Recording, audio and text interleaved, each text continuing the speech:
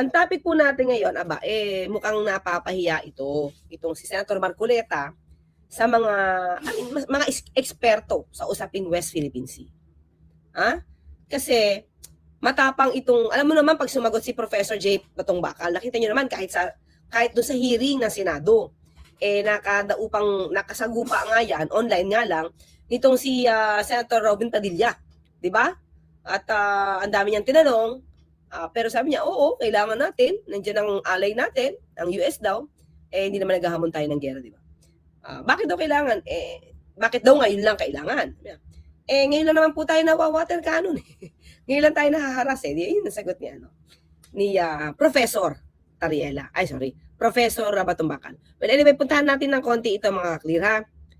Maraming nilinaw dito Marami kasing issue si Senator Marcoleta. So dito, meron na nga nagdi-deny, di ba? Taken out of context lang daw siya. So pakinggan po natin dito ha. Ito'y tanong yan. Commission appointed sa hearing nung Wednesday. And I'll quote it lang para we're not taking out of context. This is about the Calayan Island Group or KIG. Ano pa talaga pagpapatayan natin? We will offer our lives and the lives of our children to die for it for something that is not even within our EEZ. Ang gawin natin po para madali, i-give up natin ang KIG. That's the direct quote. Although later on, Marcoleta would say na the context of his statement was abbreviated. In other words, I suppose he's trying to say na it was taken out of context. But how do you respond to that, to that statement? Magdebate silang dalawa. Yan. Parang, di ba, naghahamon ng debate itong si Senator Marcoleta. Hinahamon niya si Commodore Tariela, si Professor J. Batong Bakal, at saka si Justice Carpio. So ngayon ang sabi ni Professor Tariela, silang dalawa magdebate. O sino yung dalawa na yun, mga kaklir? Nadinig yun na ba to? Sino yung dalawa na yun na pinapatungkulan ni Professor? Marcoleta nung Monday, Marcoleta nung Wednesday. Sila na lang Ayun. Kasi sila na lang mag-debate, hindi papatol si Professor Batong Bakal. Dahil magkaiba ang sinasabi ni Marcoleta, Senator Marcoleta, nung Monday at nung Wednesday ba? No, Tuesday ngayon. Kailan ba yun? Basta the following day or the other day, iba na yung sinasabi ni Senator Marcoleta, taken out of context lang daw siya, hindi naman daw yun yung gusto niyang sabihin. So ayun, sabi nitong si Professor Batong Bakal, sila na dalawa magsagupa. Bakit? Pareho magkaiba yung kanilang sinasabi. Marcoleta 1, saka Marcoleta 2. Diba? Senator Marcoleta 1 and Senator Marcoleta 2. Dahil magkaiba na. Diba? Parang biglang bawi. Biglang bawi kasi Senator Marcoleta sa kanyang mga sinasabi. Pero still, nagamon pa rin siya ng debate. So, tingin, tuloy tayo. Debate. Sa akin, malinaw naman anong out of context doon. Sinabi niya, it's one complete sentence, kumbaga. There is a subject, there's a predicate. Well, oo, totoo naman yan, mga kaklir. Wala namang, yun di ba? Sabi niya, ano ba pinaglalaban natin dito? Gusto niyo ba parang may mamatay, na mga bata, kababayan natin? Kung wala naman ito at hindi ito parte ng ating exclusive economic zone, tapos hindi magkaroon ng tamang coordinate, so, ba't hindi na lang? Diba? Parang ibigay. Para wala nang usapin. Diba? Oo nga. Wala ko nakikita out of context dun sa sinabi niya. No? Ang nakikita kong out of context is sinabi niya yon doon sa Commission on Appointments sa hearing.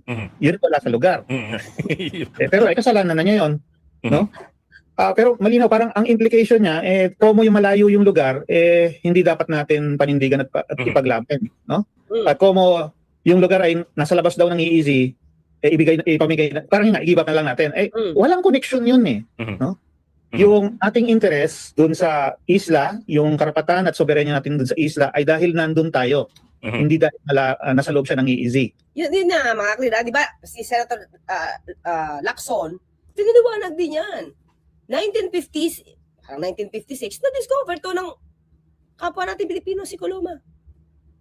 And then, at the time, during the time ni Marcos Sr., nagkaroon ng PD. Na kinikilala yun ay parte ng Pilipinas. At ang una nga, dahil isla siya, di ba? Walang tao So anong ginawa ni Pangulong Marcos Sr.? Ay, pinatauhan. Pina-occupy. Noong una daw mga sundalo See the strategy of Marcos Sr. to protect that place. Abogado Sige, occupy nyo. Diba? Legal yun eh. Wala naman nagme-may-ari. So, inakupahan ng mga Pilipino. Di ba? Na-discover eh. Oh. Sa tagal-tagal na yan, mga kaklir, 70s pa. 70s pa. 1956 na-discover, 70s, gumawa ng PD, may batas na tayo, inoccupy ng mga sundalo, kapwa natin Pilipino. Tuloy-tuloy ang pag-occupy doon. Di ba? Without any interference. Walang sumusuway. So that's occupation. Walang relasyon yun. Kaya hindi yun valid reason. Kaya yun nagugulat din at medyo yun naiinis din ako na anong klaseng dahilan yan? No? It's by dint of effective control, not because of inclusion the EEZ. I'm talking about Pag-asa Island because it is not in our EEZ nga naman. Yan, kumbaga effective control kasi literally, di ba? Isa na siyang community. Isang community na siya ng mga Pilipino. So we are already controlling that area. May munisipyo na doon. May mga opisyal na doon. Diba? Tapos ano pa sa atin? Ay, wala siya sa EEZ. Pamigay mo na yan. Mali. Sabi nila. Sabi ng mga eksperto, mali. Bakit? Hindi dahil parte siya ng EEC. Diba? Hindi sa atin yan. Nagkaroon tayo ng rights niyan dahil sa occupation. We are in control of the property. Diba? Okay, go.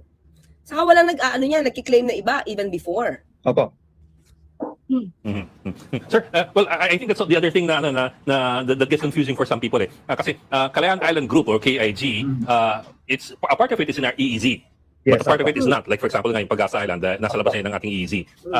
So iba yung I suppose iba yung ating ang ating claim for certain areas for different reasons. So, like for example, Pag-asa because of effective control since 1971. The others because they're in our EEZ, I suppose, or because we also have effective control. Di po. Una, basta lupa, kaya ng isla, bato, it is by virtue of effective control and occupation. Preceded by whatever history, etc. Basta ang importante, we have been exercising sovereignty, full and effective sovereignty over that area, yung land area na yon, for a long time. Yun ang evidence mo that this place is under your sovereignty, no? That you can exercise all the rights of a sovereign over that area. The fact na ginawa natin siyang munisipyo, no? At may mga taong nakatira doon, mga civilian, yan ay pruweba na under our effective sovereignty talaga yung area na yan. Iba yan dun sa karapatan natin sa katubigan sa paligid niya. Yan ang EEZ. Kaya para doon, EEZ, Territorial Sea, Maritime rights. ang nagdedetermine nun ay yung UNCLOS. So it's a separate body of the law. It's the law of the sea, Yes, no? Hindi law of the land. Law of the sea, magkahiwalay talaga yan. At ayon sa UNCLOS, nga, kung meron kang sovereignty sa isang piece of land na may karagatan sa paligid, then pwede kang magkaroon ng territorial sea una. Yan, kakabit talaga yan nung fact of sovereignty over the land. Tapos pwede ka rin magkaroon ng exclusive economic zone, continental shelf, contiguous zone. Depende ngayon doon sa situation. We go island or rock. Yeah. So, hiwalay yun. No? Kaya hindi mo dapat sinasabi na kung nasa labas ng EEZ yung isla, hindi na sa atin yan o hindi na dapat natin claim yan o dapat i-give up na lang natin yan. Hindi yun konektado eh. Hindi yun ang tamang rason. Okay, so yan mga kakli, lumalabas ako, no? Kaya, paano siya makikipagdebate, mga kakli, sa mga ganitong eksperto doon mismo sa karapatan natin? Diba? Kumbaga, kahit bali-baliktarin mo ang issue tungkol dyan, itong mga ekspertong hinamon mo sa debate, hindi sila magkakamali. Diba? Sabi ko nga, kahit nga si Senator Tolentino, alam niya yung paano nagkaroon tayo ng jurisdiction dyan, yung RA 12064, di ba? Ito pa mga clear. Share ko lang to. Kung ang gusto niya, magkaroon ng parang registration, no? Para yung may titulo nga, ika nga, no? Wala namang ganung proseso sa international community, no? Wala. West Philippine Sea. Tama po ba yun, Atty.? Opo, yan yung mga ganyan ng sinasabi noon eh. No? Tapos i-give up na lang. Although sabi naman niya, pagkatapos, hindi daw niya sinabi. Silang dalawa na lang kaya magdebate. No? pero para ito, malinaw, no? Yung West Philippine Sea is a term created by the Philippines and it is already official kasi may anunsyo na yan from the former President Pinoy, panahon ni Pinoy. Yung pinupunto niya, Atty. J, is internationally, hindi pa recognized ang West Philippine Sea, but it's not as if wala tayong hakbang na ginagawa for it to be internationally recognized. Tama po ba? Well, ano po ba yung sinasabi niyang internationally recognized, no? Ang gusto ba niya ay merong Parang torrent title yan, mga ganon, no?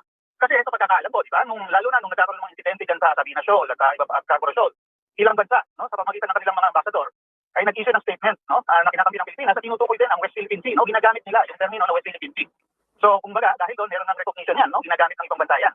Pangalawa, kung ang gusto niya, magkaroon ng parang registration, no, para yung may titulo nga, ika nga, no, wala namang ganung proseso sa international community, no. Walang ahensya kung saan kailangan mong i-submit yan, i-file yan, pati ang pangalan na yan, para magkaroon ng tinatawag na international recognition, para magkaroon ng visa yan, no.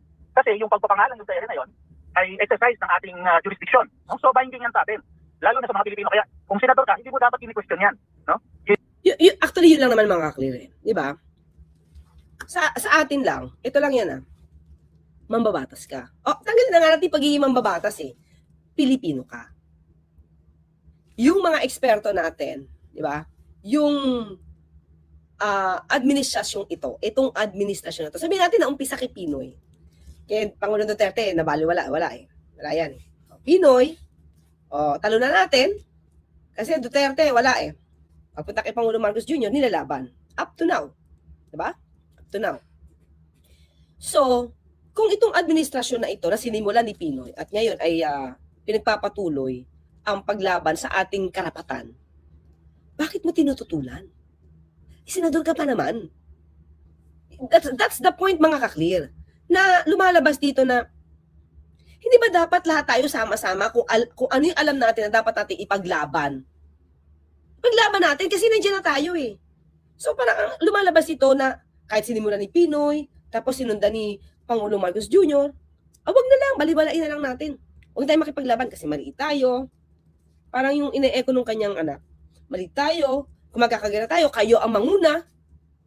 Hindi naman, di ba? Alam niyo po yung gawi ng kanilang pakikipagdebate. It doesn't follow na pag nakikipaglaban ka ng karapatan mo, gera ba ang kasunod agad? Di naman Di ba? So, kung ang lahat ng tao kasing utak ni Congressman Paulo Marcoleta, kasing utak nila Baste, nila Pulong, nila Harry Roque, ni dating Pangulong Duterte na maliit lang tayo, di natin kaya, na pag naggera tayo, hindi po tayo nakikipaggera. Di ba? Ang liwanag na sabi ng Pangulong Marcos Jr., hindi tayo nakikipaggera. We do not mean trouble. Di ba nyo yung naiintindihan? Pero it doesn't mean na we will not fight for our rights. Diba? Ang problema kasi dito, dahil nababahag ang buntot nila, hindi ko alam kung totoong nababahag. Diba? O ito lang yung naratibo nila para, para ipasa sa utak ng maraming tao. Feeling ko strategy ipasok sa utak ng tao na ang pakikipaglaban natin sa karapatan natin in a diplomatic way, puro nga protesta lang tayo mga kaklir ay para tayo naghahamon ng gera. Yun yung gusto na ipasok sa utak natin para i-push back tayo na makipag-argue pa. Hayaan na lang natin sila kasi maliit tayo. Kung tutusin mga kaklir, hindi dapat niya sinasabi yun yung kahinaan. For me parang parang nababasa ka na agad ng kalaban mo. Diba? Kung sa gera nga hindi mo pinapakita, ito in reality sa mga, sabihin natin sa movies makikita mo di ba kahit na nga alam mo na makukuyog mo na isa pero hindi napapakita na makukuyog mo kasi lalaban at lalaban. Dito para bang yung supposed to be na sa atin lang. Tapos ipapangalandakan mo para ipakita mo pa sa kabila na hindi kami lalaban. Taki na, parang it's off. Hindi siya maganda na magagaling pa sa ating mga leader, especially pinungunahan ni dating Pangulong Duterte. Na mahina tayo. Mga kakli, pakiremind nga ako, alam ko tayo puro protesta ng panahon ni Pinoy. Pero parang nadinig ba natin siya na mahina tayo, ayaw natin ng gera. Although hindi naman natin sasabihin gusto natin ng gera. Pero ibig sabihin para bang kailangan mabilog yung utak ng mga tao, ng mga Pilipino, na huwag na tayong kumibok kasi mahina tayo. Parang wala akong nadinig noon, mga akli. So baka meron ha, paki-remind ako. Ayoko naman sabihin na perfecto yung nasa isip ko na tungkol sa mga ganong sitwasyon. Pero ikaw, sarili mong bansa, pinapahina mo. Alam mo yung parang, alam mo yung nagpo-project ka ang taapang-taapang mo against na maliliit na mga Pilipino na kaya mong patayin. Lakas-lakas mo, taapang-taapang mo. If you will ruin my country, I will kill you. Diba? Tapos, pagdating sa usaping China, hindi naman natin sinasabi makipag-gera tayo. Pero yung tapang, nabahag. Diba? Di ba naman kailangan mabahag eh. Di mo kailangan ipangalanda ka na hindi namin kaya. Tapos may sinabi, huwag ka magpatayo dyan ha, ng anumang shelter. Ha? Sige, tanggalin mo, Lorenzana, sabi ng China. Sabi ni Justice Capio, huwag daw pabantayan yung Sandy Cay natin sa Chinese vessel. Hindi. Okay lang yan, nandiyan ang Chinese vessel. They are our friends. They are just protecting that place. Diba? Tapos ganun yung gusto na lang gawing naratibo at gusto yun nang papaniwalain sa atin. Na every time na medyo papalag tayo ng konti lang naman, di ba? Ayun naman ang Pangulo ng asing ganito nga, nagdidebate-debate pa sila, di ba? Pero, syempre, anong gusto ng Pangulo? Ipaglaban pa rin yung karapatan natin. Yun lang yun. Pero, ano mo, kahit nga, uulitin ko sa inyo, mga kakli, di ba? Sige, humanap nga kayo sa bansang China mismo. Kung meron Chinese doon na ipagtatanggol yung karapatan natin. Kung itong klaseng debate, may madidinig ka. Ano kaya nararamdaman nila, no? Ano kaya nararamdaman ng mga China? Na nadi-divide tayo. Diba? Nagkakaroon ng division ng mga Pilipino. Pero ako feeling ko mga mas maraming pa rin Pilipino talaga na makabayan. Kukunti lang yan. Although, kinumpila ko sila sa Gremlins, na pag naaambunan, dumadami. Pero alam ko, mas marami pa rin Pilipino na makapilipino. Yan. Okay, sige, tuloy tayo. Sabi ko kanina na kasama yan sa sumpa mo na pangalagaan at ipatupad ang batas ng Pilipinas at ang konstitusyon. So hindi niya dapat pinagdududahan yan. Kaya show may international recognition o hindi. Opo, yung pinupunto ata ni Jamie Marcoleta. Makaklear ha? Kasi sabi niya, wala namang international recognition yan. Parang gano'n, ba? Wala pa namang international recognition yan eh. Why fight for it? Fight for it. Tama naman si Professor. May international recognition yan o wala. The mere fact na ipinaglalaban natin yan at meron na tayong interest dyan, fight for it. Nang hindi tayo gigera. Diba? Hindi pwedeng i-abandona muna. O pag inabandona mo, sige nga, sinong kukuha? Mga kakli, sige, sinong kukuha? Pag inabandona mo, sino makikinabang? Diba? Internationally, wala namang West Philippine Sea. Ang tawag sa area na yan, ang buong yan ay South China Sea. Okay. Parang ganun ang gusto niyo sabihin, Atty. J. Maaari nga, no? Dahil yun yung nasa pangalan. Pero ang South China Sea, Kasi mga kakli, at that time naman, pag sinabi sa China Sea, it means naman, hindi naman kanila yun. It's just para, alam mo yun, yung parang South of China. West of Philippine Sea. West of Philippines. Diba? Yun yung dating description, di ba, pagka dati. Saan ka bibili? Sa yung school? Doon sa punta ka doon sa kaliwa. Doon sa kaliwa, sa gilid ng school. Kaliwa yan, ha? Kung ano yan, ha? Pa-east. Kanan pala to. Pa-west. Kaliwa. Sa west ka pupunta, ha? Doon sa gilid. Sa kaliwa. It's just a description at that time. hindi po yung titulo. Kahit po titingnan niya yung mga publication ng International Hydrographic Organization, malinaw po doon na yung mga pagpapangalan ng mga lugar ay walang political or legal implication. No? Dahil yung mismo sinasabi niya, kay technical body lang. So, paragatan. Hindi jurisdiction na yun ay based only on UNCLOS. Hindi ibig sabihin na pag nakalagay doon South China Sea, pag-ari na ng China, yun hindi ganoon. Dahil may word na China doon, sa kanya na, hindi ganoon. Opo, meron ng Indian Ocean. Sa India ba yun? Diba? Oo nga. Sa India ba yun? Indian Ocean yun? Merong Philippine Sea doon sa Pacific side. Nagkaroon ba tayo ng claim ng Philippine Sea all the way up to Japan. O di kaya yung Sulusi. Ang Sulusi baka sa Sulu ba lahat yun? Hindi naman parang gano'n. Hindi ba? Pangalan lang. Oo. Pangalan lang. Kasi description siya, kaya nga technical, di ba? Pilipinas siya, pero hindi siya susulo lamang. Oo. Tama, tama. So, Attorney Jay, ano po ba ang magiging epekto nito? Anong implikasyon? Doon po sa mga, kasi hindi lang naman ang Pilipinas ang claimant. Marami, bukod sa China at Pilipinas, mayroon ding mga umaangkin, nagtatanong, o ang tawag Vietnam, doon, Malaysia, oo. Brunei. So tayo ba yung posisyon natin, although nanalo na tayo sa arbitral ruling, ay ihina yung ating posisyon? Hindi Oo, po. dahil sa panggulo. Kasi nga yung pagpapangalan, hindi naman yan yung may legal effect eh. No? It's just a way of referring to an area. Ang Vietnam, may tawag dyan sa area na yan, East Sea. Ang Indonesia, mayroong North na Tuna Sea. Pero yung mga pangalan na yan, para lang tukuyin yung area na sa kanila under UNCLOS. Diba? Para mas madaling sabihin kaysa namang exclusive economic zone, continental 7, extended continental 7, extended to 200 nautical miles. Eh di West Philippine Sea na lang, sasabihin natin. Diba? Ganun din sa kanila. Paraan lang yan para pantukoy. Tama. No? At yun, useful para sa sarili nila. Kaya sa atin din, kaya natin ginawa yung West Philippine Sea na termino para mas madali din sa atin na makita kung anong tinutukoy natin. Hindi yung buong South China Sea all the way to Vietnam and China. Okay. Ang tinutukoy lang natin ay yung party na under UNCLOS ay subject to our jurisdiction. Kaya yun ang West Philippine Sea. Tama. Ako meron na tayong meron tayong pinanghahawakan under UNCLOS. Kasi may UNCLOS eh. Oo, Ngayon, pero- Attorney Jay, di ba tayong nag-occupy nung area sa Kalayaan Island Group? Yan. Yung sabi ni Marcoleta, hindi yan kasali sa atin sa Pilipinas. Ay, hindi lang daw sabi yan. niya, diba? Oo. Ngayon, yung naku-curious ako, yung 200 nautical miles na exclusive economic zone, ibig sabihin mag-create siya ng panibago, may extend Oh. yung economic zone natin kasi di ba nasa gilid yun ng Palawan partner, diba? Correct, So ibig sabihin, uusad tayo 280 nautical miles yun from Palawan partner. Oo. Ibig sabihin nun may extend yung ating economic zone?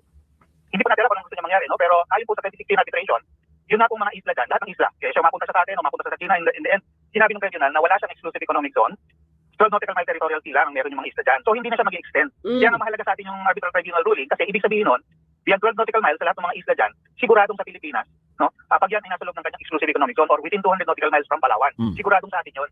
Kaya mahalaga sa atin yung 2016 arbitral ruling. So, hindi natin i-extend yung EEZ dyan sa area na yan dahil doon sa Kalayaan Island Group. Pero inaantin na natin sa atin yan dahil yung Pag-asa Island, for example, sa atin, yung 12 nautical miles around Pag-asa Island, therefore, ay sa atin din. Ah, Sa labas nun, oo. dahil wala, beyond 200 nautical miles na from Palawan eh. So, sa labas nun, high seas area yan, ibig sabihin lahat ng bansa. Pwede, may access. Mayroong karapatan dyan. Oo. Tama. Pero naging atin, yung Kalayaan Island Group na yan, because tayo ang unang nakadiskubre? Ganun ba yung nature ng ating possession sa islands na yan? Yung tayo pong una talagang tumawag dyan ng matagalan, no? Tapos, yung position natin ay, yung area na yan, naging terra nullius, open to occupation in Terra nullius, mga ka-clear. Oo. Walang nag-o-own. No one's land. occupation pagkatapos ng Second World War. At tayong nag-acquire and occupy. So, ganun po yung pinosisyon natin pa. Yung 1956, tapos na yung Second World War eh. Di ba? Naging terra nullius siya. No one's land, na-discover ni Coloma. Yan. Oo po. Ganun pala yun. Pero hiwalay pang usapin yung arbitral award dito sa usapin naman ng Kalayaan Island Group kasi parang ano nangyari na mamadal siya na naghahalo-halo sa Attorney Jay. Labo-labo na eh. Opo, pinaghahalo talaga nila, no?